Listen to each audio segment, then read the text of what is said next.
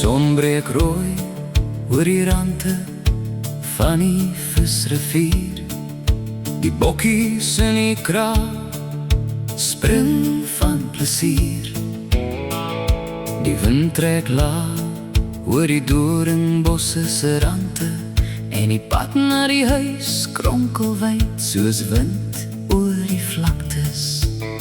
Ek verlang na my mense op die plaas in die suide, waar ons bad in die warm water van die donkie.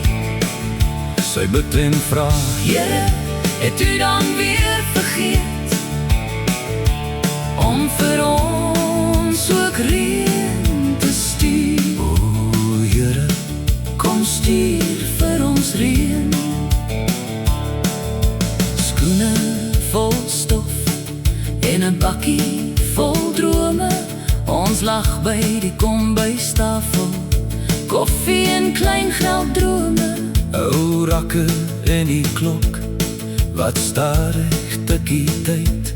Ouma se stem, 'n lig in die nag, hou ons seer en sering wyd. Hoog bo sweef die arend, onderdraai die babers in die poele van ou visrivier. En ek dank die Here elke dag vir ons mooie natuur, vir die veld se hart en die plaas se stil kultuur.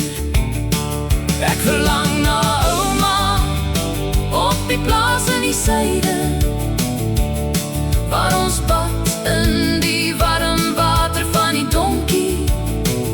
Sy bid en vra, Here, het u dan weer vergeet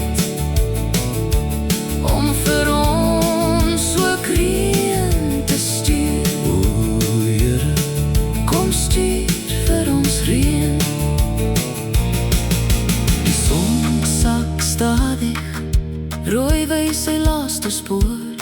Ons sit by die stoep en bid vir môre se hoor, met ouma se lied in ons harte, en die veld wat ons ken, sal ons wag vir die reën en bid weer en weer.